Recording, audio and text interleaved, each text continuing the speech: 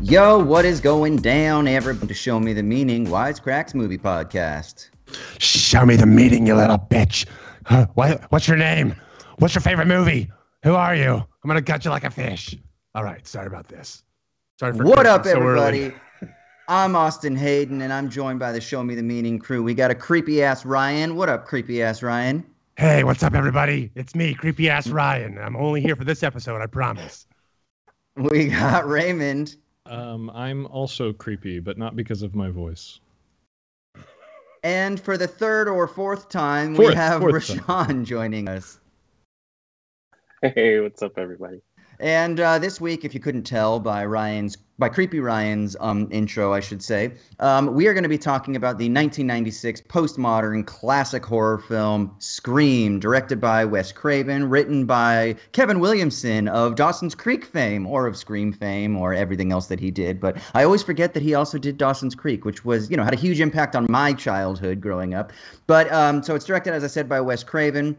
Starring Neve Campbell, Skeet Ulrich, Matthew Lillard, Courtney Cox, David Arquette, Jamie Kennedy, Rose McGowan, Drew Barrymore, The Fonz is in it, etc., etc. All right, let's go around. As always, we're going to talk about first impressions. What was it like the first time you watched this film? What's it been like on repeated viewings? How many times have you seen this film? I have been told that Ra'Shawn is something of an academic on Scream. So no pressure, but we are going to load things up. And just so people who are watching the live stream can see, I've got my academic gear, and these are my lit professor glasses. So I'm going to be the artsy postmodern. Don't call me doctor, just call me Austin professor this episode. But Ra'Shawn, you are the Scream expert, so let's get intellectual here. Woodsboro High School graduate Ra'Shawn Durell. Class of 96. Yeah. I don't know how many times I've seen this movie. I saw it first time when I was 9, which I recommend for all children. I love this movie. I love this franchise. It means a lot to me, and we can dive into the psychology of that. But I know it like back. The sequel was the first horror movie I ever saw in theaters. So. Scream expert or obsessive, I don't know, but this movie is just like perfect. Do you love the franchise, or is it the first film? Every film, all 5. Okay, all right. Sign me up. And you've seen the new one? 3 times. Okay, awesome. What's it been like on repeat visits for you? Like, if this is the gift that keeps on giving, what exactly is it giving? Yeah, like a month or 2 ago, I had seen it, but I didn't get the feeling that everyone had with No Way Home. I get it now because this is my repeat Christmas viewing, like warm feeling inside. Everyone's back. It's the iconic franchise, So yeah, third time will probably be a fourth. So.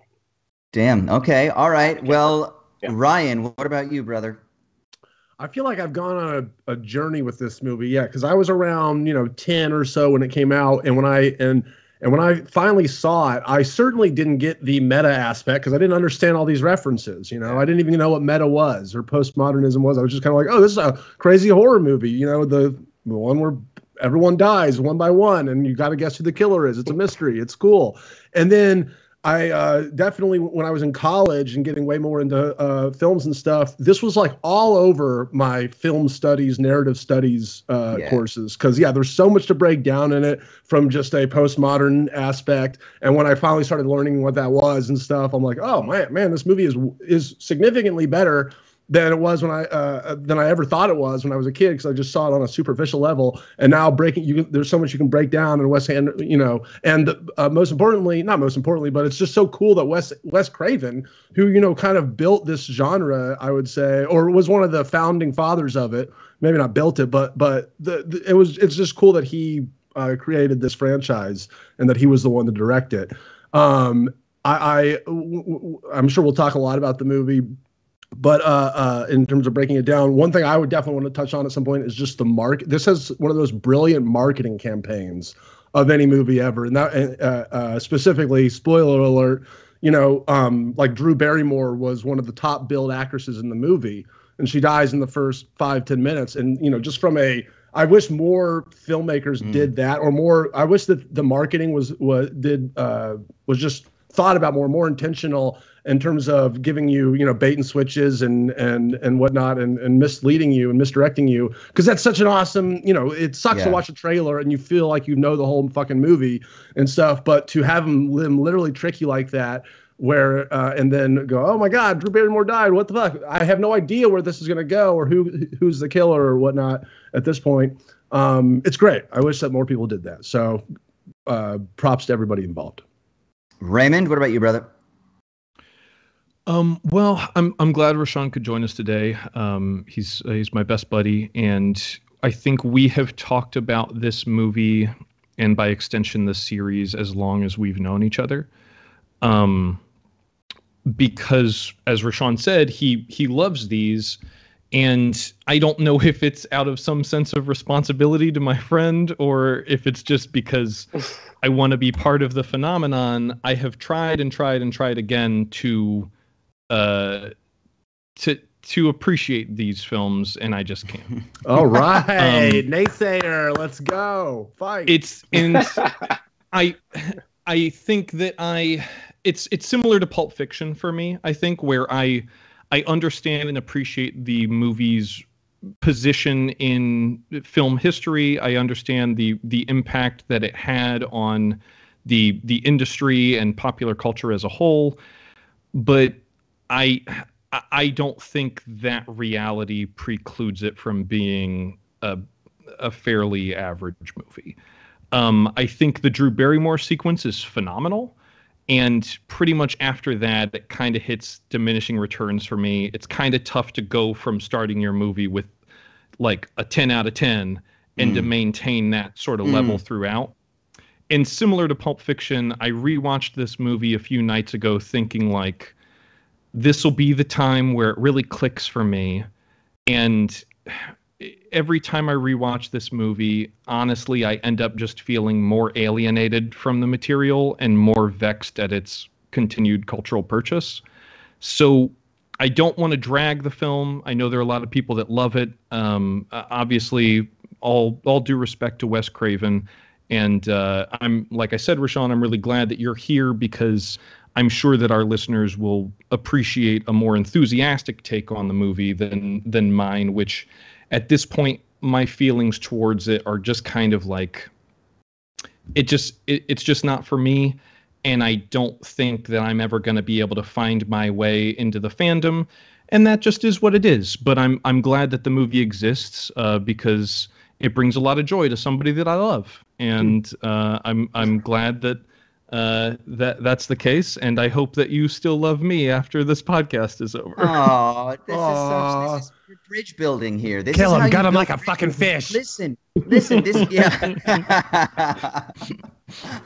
All right. So I similarly, when I first saw this film, I saw it as a kid. I just thought it was scary and creepy slasher film. I obviously had a huge crush on Nev Campbell. I was a big Party of Five fan. So like for me, that was like what the film was as a kid, right? And then as I grew up, then I got introduced, like Ryan said, into some of the more critical aspects to it. And I've come to really admire this film. I think that there's something really interesting about what it's saying about critiquing the media, kind of emerging towards the tail end, but still the peak of the satanic panic. And if anybody grew up in the American evangelical church, as I did, you would be very familiar about some of the fears of the occult gripping young children and the desensitizing of the youth and things like that. And there's some very on-the-nose dialogue in this that I was very aware of in last night's watching of this film that is very much like trying to throw a grenade or throw its hand into the culture war of that time, which I think is interesting, because also I was talking with my partner this morning and we were basically like, this film actually is still quite fresh.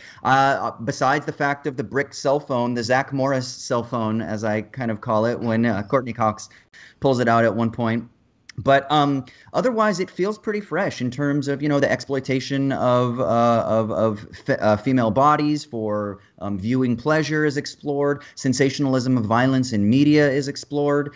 For me, this is one of those films that isn't scary anymore. And because once you know the twists and the turns, it loses a little bit of that, I would say, emotional impact. But nevertheless, why I still find this film fascinating and maybe even more enjoyable than I would have when it was just a scary film is that I think there's a lot of intellectual teeth to it, and I love to chew on something that's going to kind of present things like that. As I've said periodically, and I think we emphasized it a lot last episode, films are cultural artifacts, and they are kind of like time capsules, and they are also these kind of sounding boards for the stories that we tell about ourselves, not just the stories that we tell to others, but the stories that we tell about ourselves. And I think that's what's so interesting. So I'm always curious, what is the story that Wes Craven is telling, that Kevin Williamson is telling about humans in the mid-90s, and then maybe even about quote unquote postmodern society? And then also, like, what can we take in terms of is this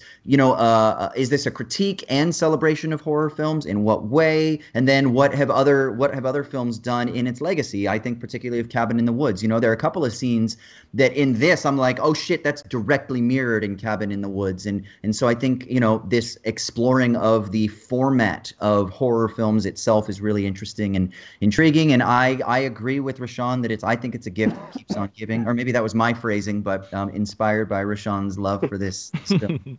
But I think it is a gift that keeps on giving, so I'm kind of excited to start peeling some things back. But before we do that, we've got to go into a recap, of course. And but before we do that, I do have a couple announcements. We got some housekeeping things. We're making some changes on the podcast, everybody. For those of you who have been with us for a while, you would know that there have already been some significant changes over the last few years as Wisecrack as a company is kind of changing and growing and morphing into different areas. And so we've been kind of thinking amongst ourselves, like, what can we do to better serve the content? How can we better kind of like even find more enjoyment in what we're doing? And so what are we going to do moving forward? So a couple things. One, this will be our last live podcast. We're still going to do the video version, but we're not going to do it live. So we love y'all for being in the live chat with us. We thank you so much. Please keep contributing down below through the rest of this episode, but we're no longer going to be doing live. We still we'll be doing like the video version, but it'll just be uploaded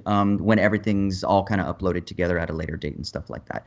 Also, we aren't going to be doing the mailbag section anymore at the end of the episode. And this isn't because we don't want to hear from you. So hold on a second.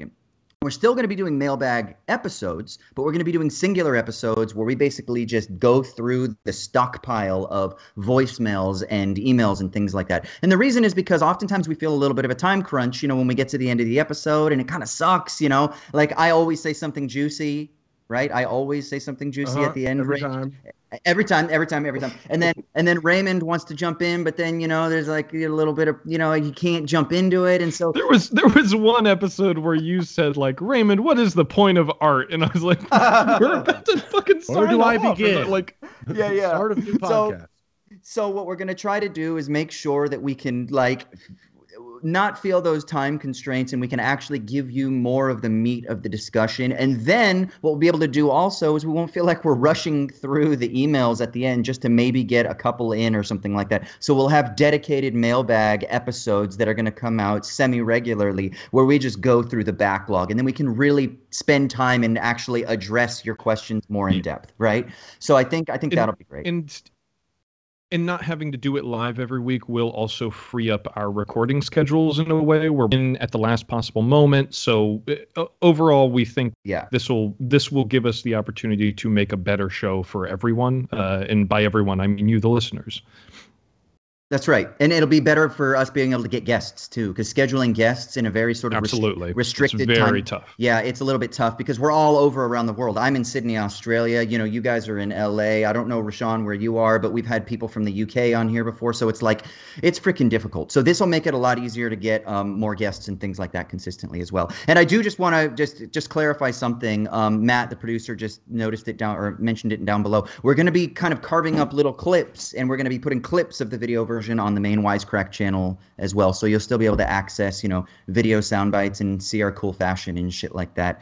And then we're also going to try to be a little bit make more of a concerted effort to announce what the next film is that we're going to be discussing, so that you all can make sure that you're up to date with us and watch the film ahead of time with us along the way. So I'll just say it right now. I'll announce it at the end of every episode, but for right now, we're watching Little Miss Sunshine next week, okay? So that's what we're going to be talking about for next week, Little Miss Sunshine. Listen, last bit of thing, follow us on Twitter, SMTM_POD. Check out our Patreon, patreon.com/Wisecrack.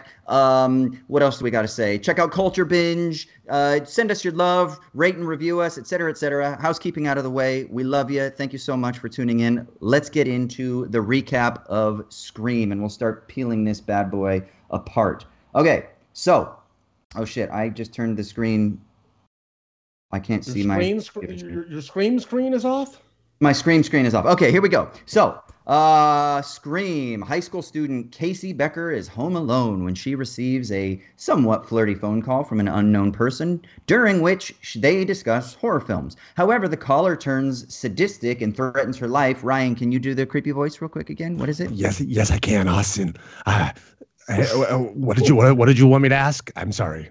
No, that's it. I just wanted the creepy voice. What's your favorite scary movie? Okay, yeah. What's your favorite scary movie? Okay. Then he reveals that her boyfriend Steve is actually bound and gagged outside on her patio, and he demands that she answer questions about horror films. But Casey gets the answer wrong on a technicality, so Steve is gutted. Then later, Casey herself is stabbed and murdered by a man wearing a black robe and ghost mask, what we will call ghost face.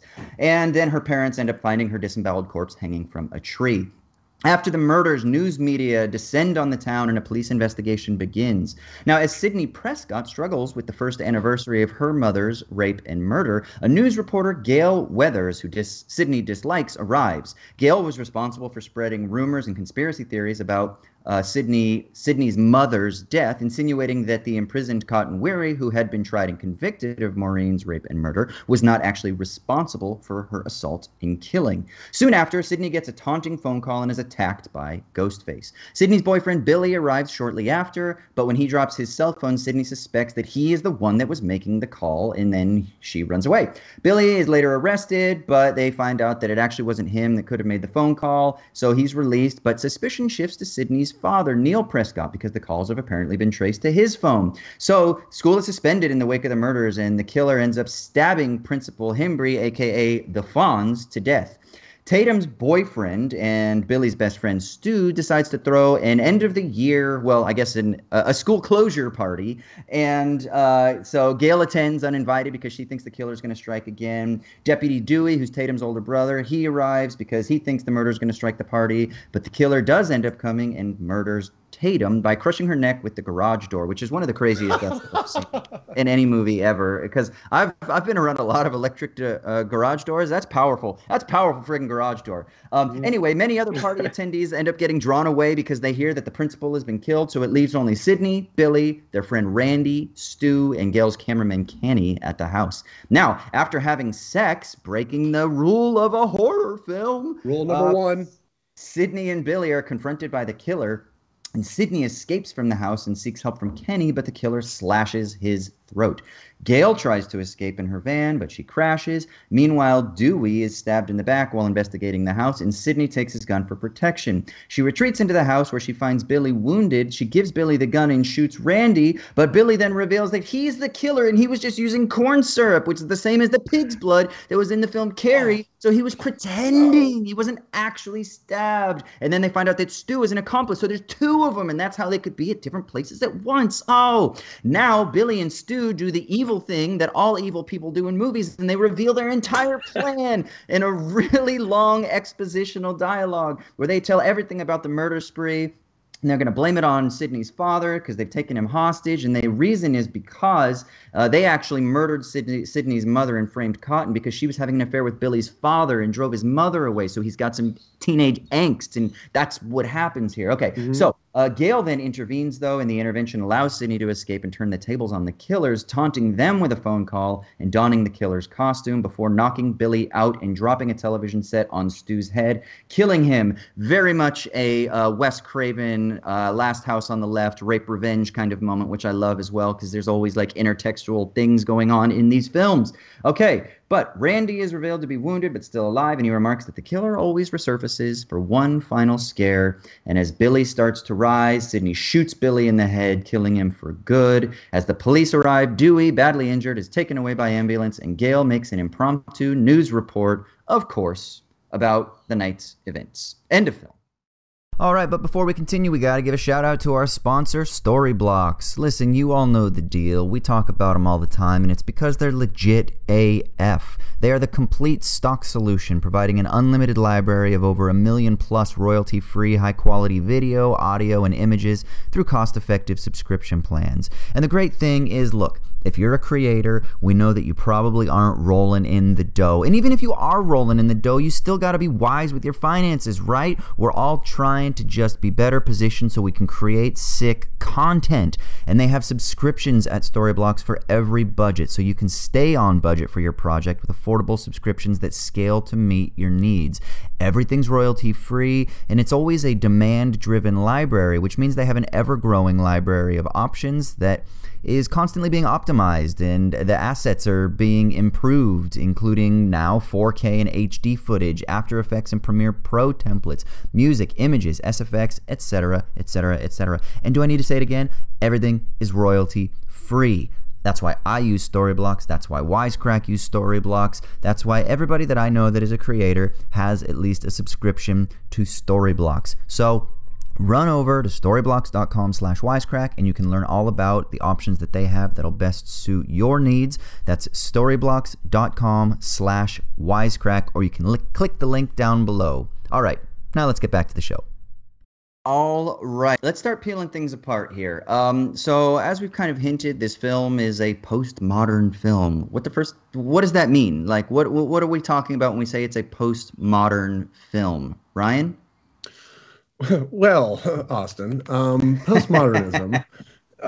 My understanding, I'm probably not going to get the dictionary definition, but at least in college, they would be like, all right, before you would just you were watching media and it just kind of was happening and you were kind of this passive viewer. And then at some point, we all kind of learned the rules of these genres that just kind of got absorbed into us, and it became such a fabric of our beings that now you have stuff like Looney Tunes where it's just literally playing with the format, playing with the structures, playing with the cliches of genre, subgenres of all this stuff, tropes, if you will, and kind of playing with them, mixing them like a DJ.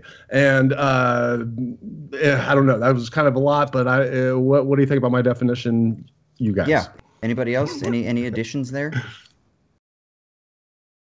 The definition of postmodernism? Yeah. Well, just in what way is this a postmodern film? What are we talking about when we say that? I think the movie is, on one hand, kind of what Ryan was saying, that there's an awareness of the formula, self-awareness, yeah. Yeah. I think that's its defining characteristic with regards to, its perceived postmodernity, that there's an obvious self-awareness to the film. I think there's a tension, though, between that and being, meta or metatextual. I would argue that this movie is not like substantively metatextual. I think it's self-aware in that, it's a horror movie about fans of horror movies, and they're endeavoring to avoid the mistakes of horror movie victims. But there's no calling attention to, or at no point does the medium of the story, at no point within the diegesis of the film is there attention called to the fact that they are themselves within a movie. Like the third one, which is my favorite in the series, is a movie about the production of a movie that is based on the movie you are currently watching. And I like that one so much because the snake really starts to eat its own tail, and it just feels like the natural end point for the themes that they introduce in this movie.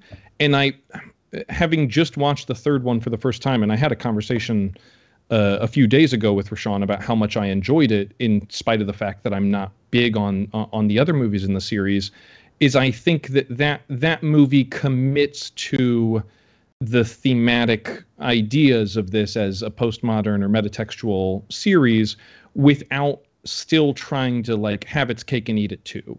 Like this movie, I think maybe rubs me the wrong way sometimes because they're calling attention to a lot of these tropes that they are ostensibly better than, but then they do all of those tropes. It's just the only thing that separates them from other slasher movies is that they occasionally kind of wink at the audience and say yeah, we know that this is, you know, I love that. This is bad decision making or poor judgment or what have you. Yeah. But that's one of the things that makes me hold it at arm's length, is that I feel like maybe it feels a little condescending to me to be like, this movie is selling itself as something that transcends those tropes, when in reality it's just replicating those tropes with a wink and a nod. Do you think though it's that's something that kind of bugs me? Go ahead. Well, do you think it's replicating them though, or which it is, but more so that the killers themselves, the characters in the film, are attempting to replicate them, so they're trying to make their own real life horror movie. So in a way, they kind of have to. And it's important. No, right? I understand. But says Sidney says, you know, this is not a movie, and he says it is a movie. It's all one big movie, and I think that I get what you're saying, but I think that that what's really at play here is the loss of innocence. So one of the things in like the studies of postmodern art, literature, etc., it's a sort of lost of the sincerity of just kind of telling a story. But now it's always, I'm telling the story, but I'm also trying to let you know that I'm aware that I'm fallible and that I'm socially conditioned, and I'm aware that, you know, there's a contingency in what I'm telling you, or I'm aware that I'm following a formula, and so I'm going to call attention to that awareness. And then the question is like, how many layers of kind of meta-textuality can we put on top of that? And I think there are a couple other little subtle things, not just Billy explicitly saying this is all one big movie, and that everything is all one big movie, which is, again, this idea that there is no meaning outside of the text, or that there is no sort of like reality that movies are representations of, but rather it's all a creation, it's all a fiction, which is a very sort of kind of potent trope in postmodern literature. Also important to remember that Wes Craven studied philosophy and literature and then was a professor of kind of this genre of literature for a little bit before he started directing porn films and then made horror films. But so that's also something interesting to think. And then I a couple things. One of my favorite moments where it breaks the fourth wall is when Jamie Kennedy is watching Jamie Lee Curtis, and his character name is Randy, but he keeps saying, Jamie, turn around, Jamie, turn around, like he's talking to Jamie Lee Curtis, but actually the killer is behind him. But it's funny because he's it's simply Jamie talking Kennedy. To himself. Yeah, and so again, there's this breaking if only he knew what we did. Exactly. And we're sitting there like, Jamie, turn around, you know, and so again, yes, they are trying to understand your argument that the killers are manipulating these situations, but you would say the same thing of literally like they are the locus of conflict and drama in this film, the same way that they are in any slasher movie. And I think that on the one hand, yes, you could. I would concede that sure that the killers are replicating a certain amount of those tropes themselves, but all of the things that Drew Barrymore is bemoaning on the phone when she's saying like, oh, you know, they always run upstairs when they should just run out of the house and stuff like that. Like they still do that in the movie, and I know that it's we come to this, or at least I come to this. Quite frequently on this podcast. I think I just did it on the Matrix episode, which is that there is a degree to which this movie, I think, is insulating itself from criticism, because if it can beat you to the punch with regards to those things and say it out in the open that like, oh yeah, well we know it's stupid for her to run upstairs, then that sort of that inures the audience or inoculates the film from any kind of pushback when they do that, because like, well, they know it's stupid, so we just have to go with it. But I don't think that's a compelling argument against why something shouldn't be perceived as stupid. Like, I think when people do stupid things on the movie, and your argument is that, well, they know that it's stupid.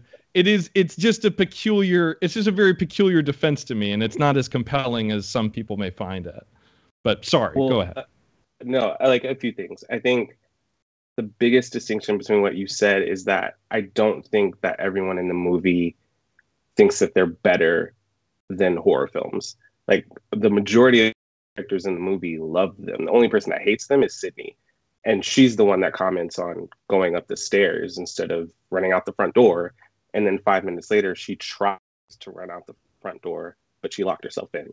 So I don't think that they're doing the exact same thing that they're criticizing. Randy works at a video store, and he like revels in horror movies. I mean the filmmakers, not the characters. But yeah, you're talking about Wes Craven thinking that, right, that Scream is better. I think that Kevin Williamson's script is trying to have its cake, and obviously these characters are huge fans of horror movies. But I apologize for cutting you off. No. I think even through the characters, filmmakers also couldn't make this movie if they didn't have a love for the genre and the films that came before it. You know, Wes Craven made 2 like seminal horror movies before this, so I think they use Sydney as a lot of the criticism, but it's also a group of friends who are loving these movies before realizing too late that they're actually caught in one, and then by the time it happens, they're dead. So I think the winking is less negative and more of a praise. Like Drew Barrymore's character like loves the movies, and she gets the question wrong, like Austin said, on a technicality, and that's like her downfall. But then later on, you realize they were going to kill her whether she got it right or wrong. Yeah. So I think living in the movie and keeping the movie from a distance is a really distinct difference between what the characters are doing. But that's just me. Yeah, and this is one of the I think really interesting tensions of the condition of post-modernity, which is you can still know the rules, but you might still be constrained by them anyway. And I think that's one of the things that this film is doing is, yeah, they know the rules, but they still follow the rules of the horror film, right? Mm-hmm. And a couple things change. Like, you know, there's the bit where they're downstairs and they're watching the sex scene and Sydney and Billy are upstairs and they're like, oh, now we get to see the breast shot, you know? And then it cuts to Sydney and it's the breast shot, but she's they all covered. High five. Yeah, but they all high five, but she's covered. So, you know, like, yeah, she still has sex, but there's a protection, quote unquote, of her modesty, which is also something that we need to explore, is the kind of puritanism, the kind of moral puritanism of horror films, and like why these rules exist in the first place. And maybe what is Wes Craven, you know, somebody who was probably involved with Deep Throat, like what is he saying about our moral purity in these horror films, right? And so I think there's something interesting to think about how just because you know the rules and you play within them, that doesn't mean that you fail at transcending. But actually what you're doing is you're saying, but the rules are stifling still. And that's what creates part of the horror, is that even if you know the rules, you're still going to panic because there's something about the structures of the situation that kind of like, fuck, where else are you going to go? You're going to run up the stairs, or like you're going to be some, you know, who's going to be attacked? You know, is it going to be a teenage girl with big boobs like they talk about who's, you know, like I think Nev Campbell says that, like it's always some dumb teenage girl with big boobs, blah, blah, blah, blah, blah, who's attacked or whatever. And it's like, but then this is where Cabin in the Woods takes us to the next level. And this is where I believe when Jared was talking about this film, Ryan, you might remember, he didn't like Cabin in the Woods because he thought it was really cynical and it was actually mean or like kind of denigrating horror films. Because essentially it's basically saying, oh, audience, you want this? Here you go, you dummies. Like this is what you want in order to placate the demons of your own like id or your own unconscious psyche. Here you go, you dummies. You're just programmed to want boobs and violence and gore and hot people and whatever, you know? And so there is something to explore there, but I think that's kind of the fun thing in this. Ryan, sorry, go ahead. You were going to say something. Yeah, I was going to say that it sounds like part of Raymond's hang up on the movie is a reason that I like the movie. I like the idea that all right, these guys know everything about horror movies, yet they're still almost like in this weird inevitable fate way, still destined to play out a horror movie. And I to me, I think it's fun. And then Jewel in our chat made a good point. When I was giving my postmodern definition, I kind of forgot to bring up the word deconstruction, which I think pertains to this film, you know, well. She says, Scream is clearly a deconstruction, not just imitation along with self-awareness. You know, yeah, literally we're watching a horror movie about people breaking down a horror movie and, you know, what goes with that. And then a horror movie happens to them. And yeah, at this point, now that we've had, you know, Cabin in the Woods and all this stuff, maybe this is a little passé or something. But at the time, in 1996, this was a fresh movie, right? This was kind of like, wow, no one had really made a horror movie with this, I get quote unquote self-aware, where they're deconstructing the movie. Raymond. Oh, no, I actually agree with a few folks in the chat have been saying, like, even even disregarding any story concerns, someone just jumped in here. Sarah Ray said, I think it could reflect that in a state of fear, even when having the knowledge one faces the primitive mind, fear is more of a primal reaction versus logical and reasoning, unfortunately, for most. I understand all that, and I don't have a problem accepting that in a slasher movie. Full disclosure, I'm not a big fan of like slasher movies in general. They generally just don't really do it for me a lot of the time. What about the film Slasher, the documentary about a car salesman by John Landis? Have not seen that one. Sorry to break you off. I'll get back to you. No, I think the thing that gets me about it, and it comes back to sort of my opening remarks on this, is that I just have to notch this one up to like, the movie's just not for me. Because I think when I watch it, I'm expecting something transcendent, and what I'm getting is warmed over slasher tropes that are just, they're justified in their own individual way through the lens of this particular film. But I don't feel like this movie is any better than, your average slasher film. It just doesn't do anything for me. Let's do this then. Let's now start talking about some of the specifics of the film. Like, what specifically is this film commenting on? Ra'Shawn, is there anything in particular that you are drawn to about like what the content of the film is, or like anything specifically about what it's trying to quote unquote deconstruct, which we can talk more about that term deconstruction if we want at some point. Type deconstruct in the chat if you want us to talk about deconstruction. I can give you a deconstruct. I can give you a 1-minute definition on the philosophy of Jacques Derrida and Derrida for us Western Americans, and what he was talking about. But go ahead, Ra'Shawn. Yeah, I think for me, something that I latch onto, and this kind of gets into the later sequels, I really like the arc that they take Sidney Prescott on. I just think she's a really well-defined character, especially as the sequels go on. And they hint at kind of trauma and healing from that and doing your best to move on from trauma, because Maureen's death is kind of sensationalized in the first movie. And it's not until later on when they're retconning Scream and all that in Scream 3 that you kind of understand a little bit more. But there's this nugget of something, I think, potential where she's trying to move on from this really awful thing that happened to her with the person who caused her the pain. She just has no idea. And that is just like really tragic irony to me. And I really latch on to what Neve Campbell does in the movie, and I just love Sidney. So if there is a through line through why I'm still watching Scream 5 in 2022, it's definitely what Neve does with Sidney Campbell. What do we think about Sidney? Yeah, what do we think about Sidney's character, gents? I don't know. Raymond? Raymond hates this movie. Ra'Shawn, what do you think? I don't hate this movie. That's a mischaracterization. Sorry. I think that she's a final girl in a slasher movie. I don't have any particular feelings about any of these characters. I do think there's something interesting with what Ra'Shawn was just talking about, because they do emphasize a few times the idea that she is dealing with trauma, right? And I think in '96 maybe we hadn't popularly been as inundated with popular psychology and these emphases that are placed on us, one, recognizing what can cause trauma, and then two, how to deal with trauma.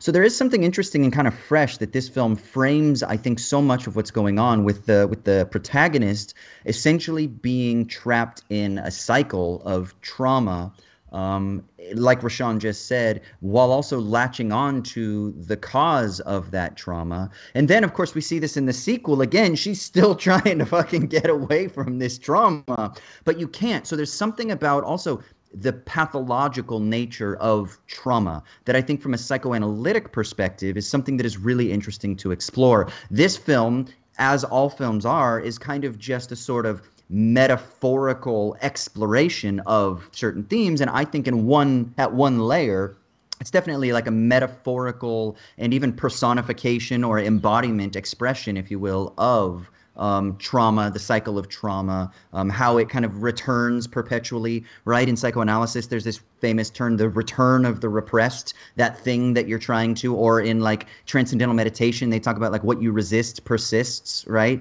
So those things, unless you're dealing with them, they keep fucking coming back. So there's something also about her inability to actually reconcile with her mother, even though they do a little bit of slut shaming, right? It's the recognition that her mother had these infidelities, but Sydney could never allow herself to see her mother for the person that she was.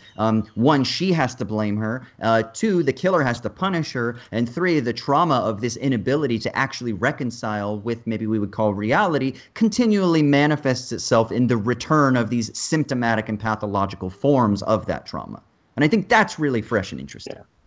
Yeah. I think on that note, the something that I like about this series that Ra'Shawn and I talked about earlier is that the repression never has a chance to, or the return of the repressed never has a chance to manifest in these movies, because they never get to repress the things, because like there's this immediate feedback loop that starts in the first scene of number 2, where like they're at the movie theater watching the film adaptation of the murders in this movie.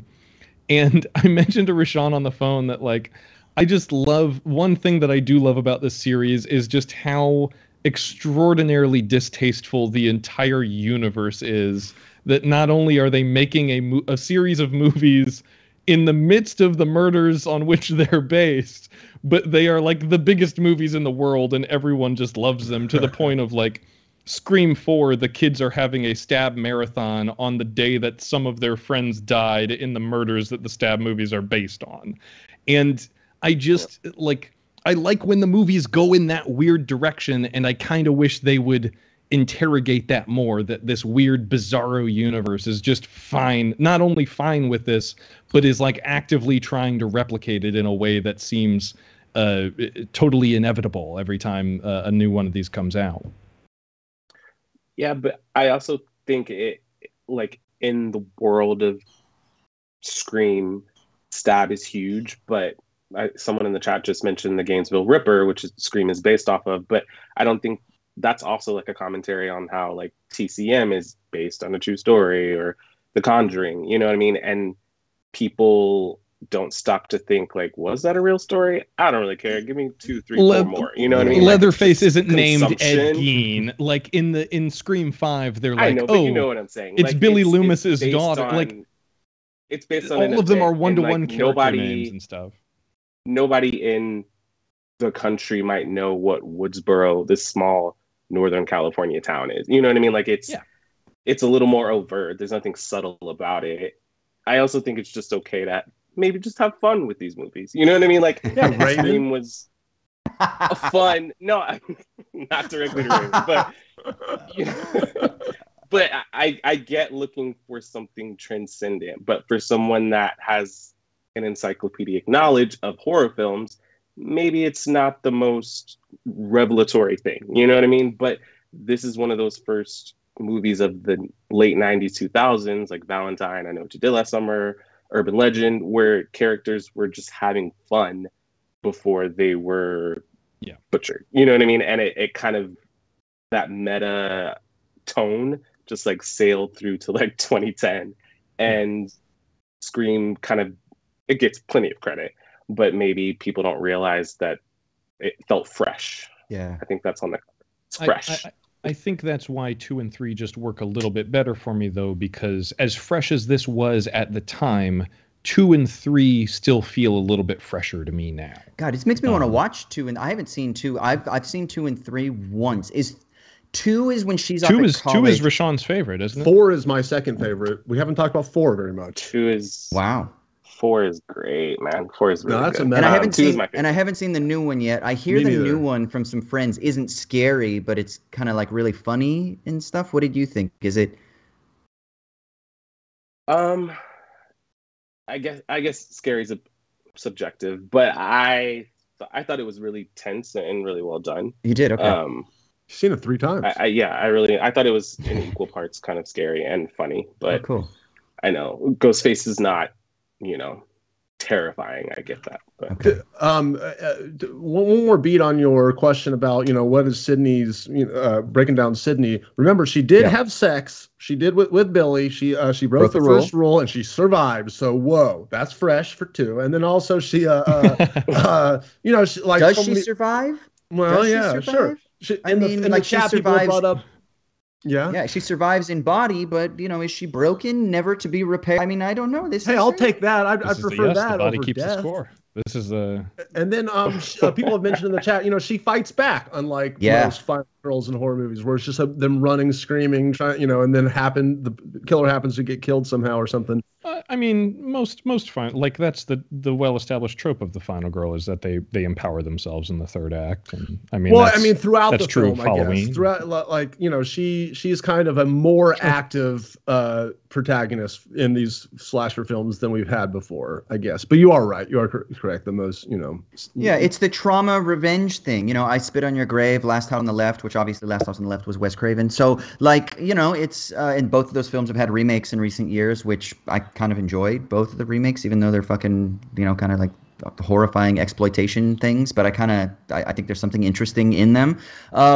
But it's that revenge. The abused now becomes the powerful. The one who was traumatized now finds a way to kind of overcome and takes it, and maybe even can go a little bit too far in some of these revenge fan. Like I Spit on Your Grave, she starts going fucking aggro. Oh my God. And some folks in the chat have been talking about the 2 killers conceit, which I actually like because it does keep you on the edge of your seat a little bit. It keeps you guessing that it can't be them because he was in the room with the killer at the same time, and that's right. That's something that they've done throughout the series to kind of keep you on your toes. And then I think Ra'Shawn and I were talking about this. I think in number 3 they were setting up a 2 killers thing, and then they just edited it out because there are some times where the person who is revealed to be the killer is running from the killer, and I think it just kind of got messed with in post. But yeah. So real quick, in the chat we did get a few deconstructs. So if I may, let me just say, so deconstruction is a term that was coined by the philosopher Jacques Derrida, French, kind of sometimes considered post-structuralist, but he's a deconstructionist philosopher. Sometimes people will misappropriately call him like a postmodernist, which I think is probably wrong. He's a deconstructionist, and basically his famous text, his famous quote with regards to deconstruction in the French, I'll read it, but it's Il n'y a pas de hors texte. And sometimes that's translated as there is no meaning outside the text, or there is nothing outside the text. A better translation of it is probably there is no other text, and it's hyphenated. And what we mean by that, or what he means by that, is that there is no standard of truth that stands as the thing that can measure everything else, or sometimes it's called a transcendental signified. It is like a pillar, like a rock, that is the foundation or the standard that all texts, whether it's a movie or a book or even a conversation like this, can appeal to be the ground of meaning or truth, right? But that you have to kind of understand things internally as an internal critique. So if this film is a deconstruction of the genre of horror, and maybe even larger, the kind of media of film, what it means in that sense is, as a deconstruction, is that it's not appealing to something outside, which is why I think it's so significant when Billy says everything is a movie. In other words, everything is a construction, right? Everything is a social construct. Everything is an imaginative construct. Everything is a product of fantasy, right? There is nothing that is quote unquote real. We're all fabricating our reality. So these killers in this film, as Raymond was saying, yeah, they're kind of the drivers of the drama, but from a sort of more theoretical perspective, what we could say is they're the ones who were kind of active agents in the construction of reality rather than passive agents. But even the passive agents are still kind of stuck, if you will, within the confines of the quote-unquote text. So that's really kind of what we mean when we talk about deconstruction, right? So to deconstruct then is to work inside of that framework and do what is called an immanent investigation or an immanent critique, immanent too, inside of, rather than trying to appeal outside, because you can never actually get outside, right? Ra'Shawn, as someone who as someone who has watched this movie as many times as you have and love it as much as you do, I'm sure your relationship with this movie has changed a lot since you first saw it at 9 years old. do you feel kind of some of the stuff that Austin was talking about when you watch the movie? How do you interpret it? Does the lens through which you watch it change each time? Do you look for different things each time, or is it most often just like, oh, I just want a comfort movie? It's funny that was great, Austin. It's funny that I never think deeper about Scream until I meet someone who doesn't like it. Iron sharpens iron. Iron sharpens iron. Yeah. That's why he's been keeping me around. Yeah. But I mean, like you said, I was 9, so they're mentioning Halloween and prom night, and I'm just like, what are, so I had a lot of movies to catch up on as a mature 10-year-old. So that kind of like shaped my viewing of it, like 30, 50, I don't know how many viewings later, where I would, like Austin said, reward repeat viewings, where I would find things and just kind of appreciate it even more than I already did. So I've been enjoying this conversation as much as I disagree with everything Raymond's saying, but it's been really interesting to kind of deconstruct it. Yeah. As an eagle-eyed repeat viewer, do you think two questions? Is there anything aesthetically or within the frame that people who haven't seen this as many times as you have might miss? Any like little Easter eggs or clues or anything that's neat or fun at all? And I guess a second question is, as someone who has watched this as many times as you have, for the doubters like myself and maybe some folks who are listening to this who are on the fence about the movie, what's something you feel is really persuasive about it that you think brings this movie a cut above the other slashers? No pressure.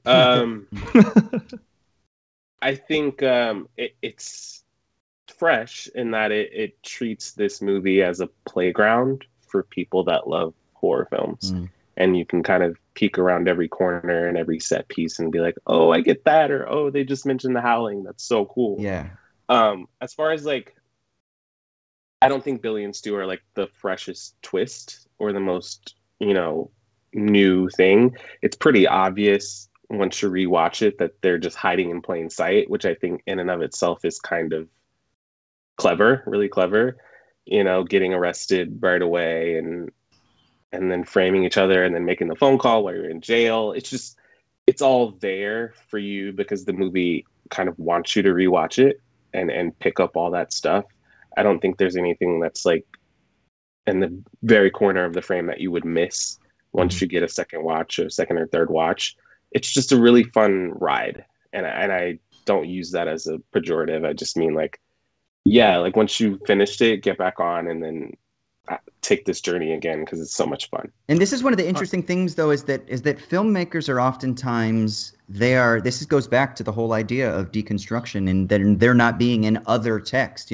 Wes Craven commenting on other horror films, or when Tarantino is like, I've heard like Samuel L. Jackson say that Tarantino's like, okay, and so you're gonna walk up and it's gonna be like so and so from this movie, and then the camera's gonna move like from this movie, and then the shot in the background is gonna be like from this movie. Tarantino only thinks in the language of cinema, so there's always an intertextual kind of drive, right? That's a very sort of there is no other text, because the texts that he's referencing are the very texts that he's emulating or being inspired by.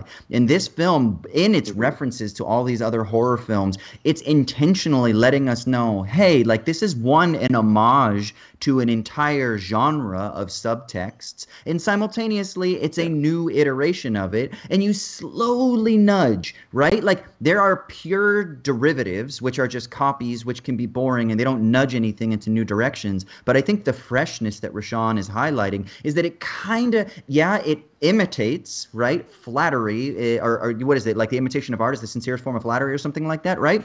This is, great artists steal kind of thing. He's stealing, but at the same time, he's also saying, in my stealing, I'm like enfolding so many layers so that what you actually end up getting is a fresh product. And it just kind of nudges. And then 20, 30, 40, 50 years down the road, you're like, oh, fuck, how did we get here? Cabin in the Woods maybe being like the pinnacle of what that film was trying to do, 30 years later or whatever it was, 20 some odd years later, and you're like, oh shoot, okay, and then 50 years down the road, and so you see just like slight little shifts, and I think that's what this it's like film nudge theory or something like that.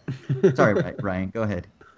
Awesome points you just made. I was kind of going to just make a point, because I know we're probably getting to the end of this here, about how when I was watching this last time, even though the movie is, I still feel like pretty fresh, I could not stop thinking about how hilariously dated like the phone situation, especially in the movie, is. There's everything's on landlines, and like there's no caller ID, obviously. So you're getting all these, my fucking phone is useless because it rings a million times a day, and I never answer any of them. These people are just answering every call that rings and stuff. And then it's the moment that it's like, oh my god, in slow motion, Billy's or not Billy or whoever the fuck is outside, whenever his cell phone falls down in slow motion, right?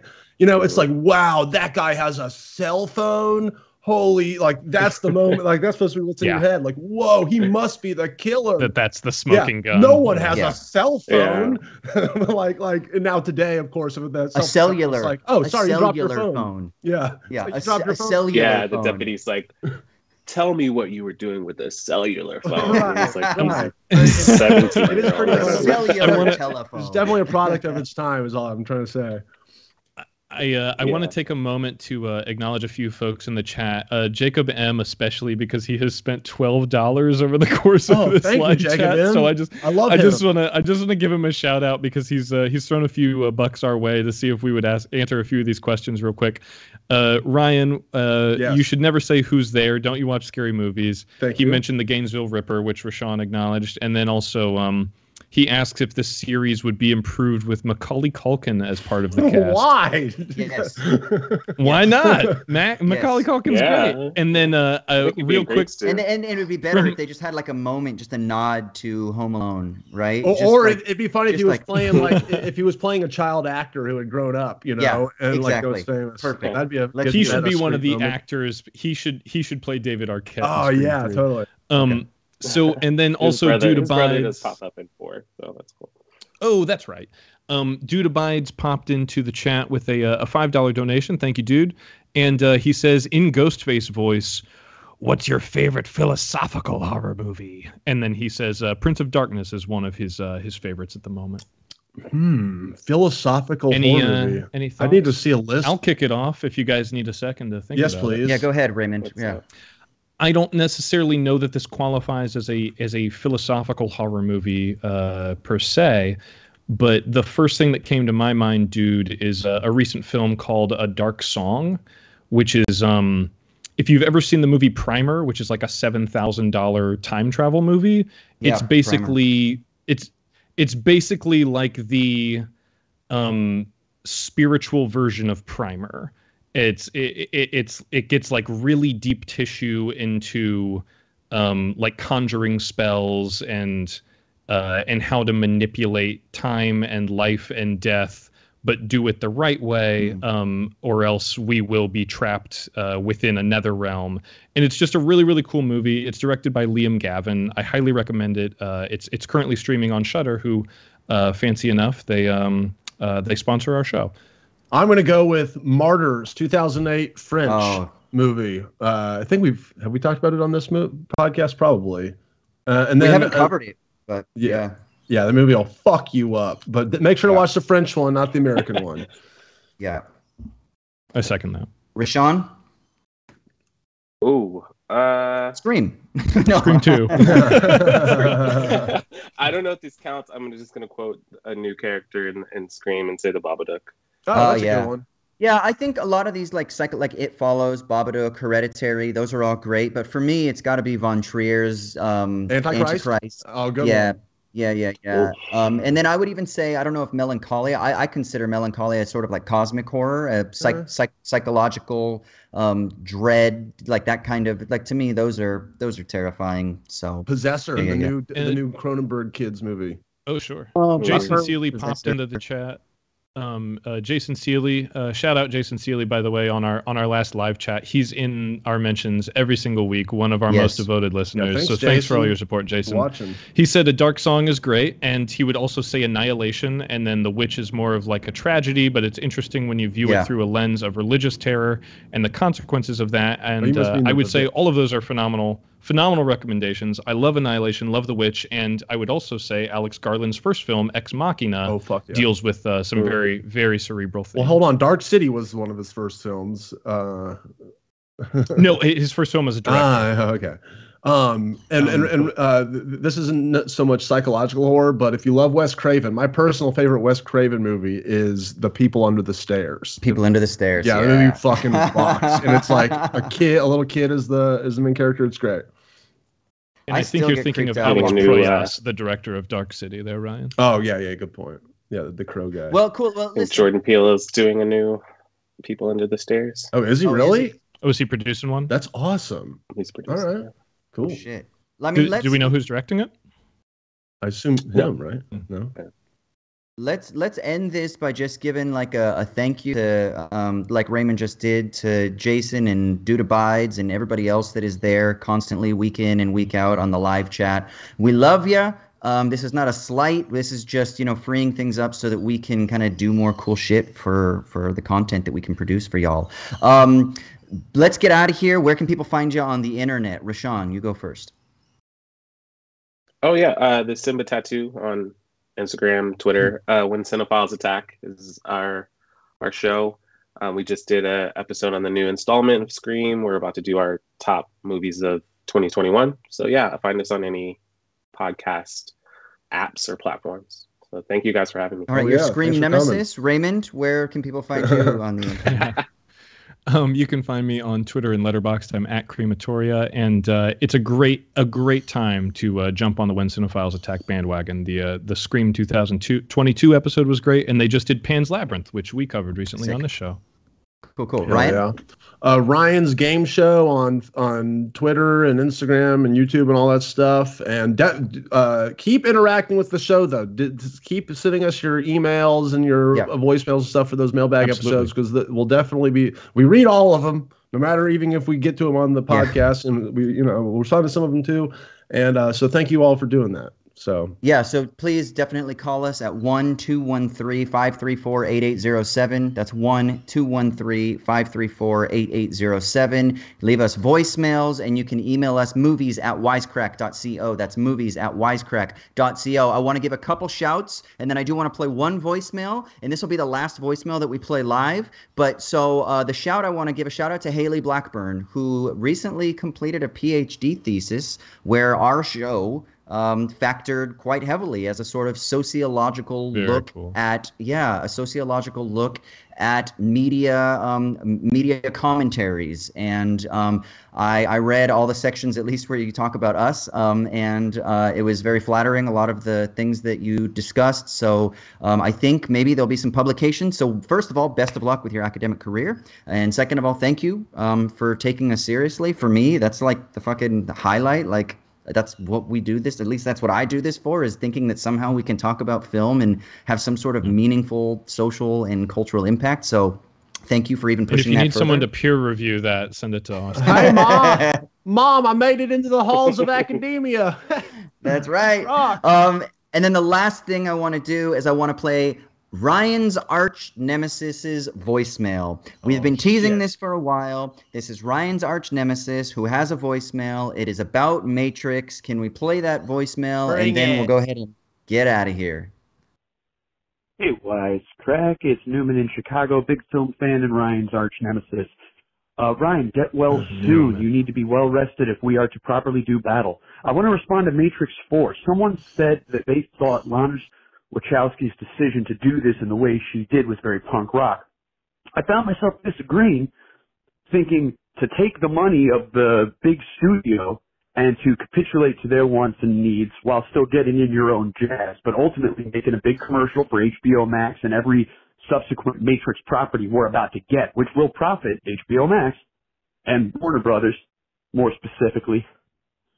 Wouldn't it have been more punk rock to have made the movie completely on her own without any of the studio involvement, just put together a small, scrappy crew of people who were true believers.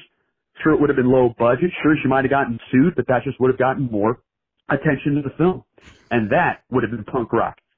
Am I being too much of a purist here? Love your stuff, love what you do. Take care. Newman. Is Newman being too much of a purist? Ryan, what do you think? Well, Newman, I'm glad I'm here today to break this down, because I actually kind of agree with you. Yes, the most totally punk rock thing in the world is to get sued into oblivion by the Warner Brothers. Well, okay, I mean, yeah, Raymond was making fun of this before and said that would be idiotic. Yes, I think was the term you used for her to do. But I was only saying that to protect you as the man who was under attack by this foul beast calling him. Well, I appreciate that, Raymond, but I actually do agree with it. I think that would have been cool if all of a sudden Matrix 4 was like literally this mumblecore movie that cost like $100,000 that Lana Wachowski made on her own, and it was totally deviation. I would have gone, okay, interesting direction, and she got sued for it from Warner Brothers. I mean, yeah, I think that's pretty punk rock and cool. Would it have been a great movie? I mean, that's a whole other distinct, I'd have to see it, but in terms of I do agree that, taking all the money from Warner Brothers, making this huge thing, it really also an important part is how much notes did she get, or how much creative freedom did she actually get and stuff, which do people really know that? I mean, I don't think that movie would exist the way it exists if she didn't have total creative freedom on it. I don't know. I mean, I feel like if you have a blank check from Warner Brothers, you're really going to make that movie. Yeah, make whatever movie you want. Maybe some person pull. That's what's cool about it. Maybe, yeah, I don't know. But I think the only way to settle this is that, Newman, you should make a Matrix sequel, and you should start selling it online and see how long it takes for the long arm of the law to come crushing down on you. Ryan, this is the plan. This is just between us. We're gonna finally get your nemesis behind bars, and you'll be able to sleep safe at night. That's how you take him. Yeah, that's how you take Newman down. Finally. Thank you, Raymond. That was a good plan. Well, now that we've got that resolved, thank you everybody for tuning in and listening. I'm Austin Hayden. You can find me on Twitter, Austin_Hayden, Insta AUS_HAY. Check out Ra'Shawn, Raymond, and Ryan on the internet as well. Let's get out of here. Follow us on Twitter at SMTM_POD. Make sure you subscribe on all the podcast outlets that you can possibly find so you can check in on what we're going to be doing. Next week, we're talking Little Miss Sunshine. And if you also want to read some philosophy to prepare for Little Miss Sunshine, read some frickin' Nietzsche, because Paul Dano's character takes a vow of silence, and he's inspired by Nietzsche, and that's one of the important themes in the film. So we could talk about existentialism and shit like that as well. Maybe some. What's your favorite Greg Kinnear movie? I will say this: if you are gonna read Proust, the first 30 pages of the famous book, right, is absolutely amazing. Just check that out. Okay, we got to get out of here. Little Miss Sunshine next week. We love you. Ryan, send us out, brother. Goodbye from Hollywood, California. This has been Show Me the Insides.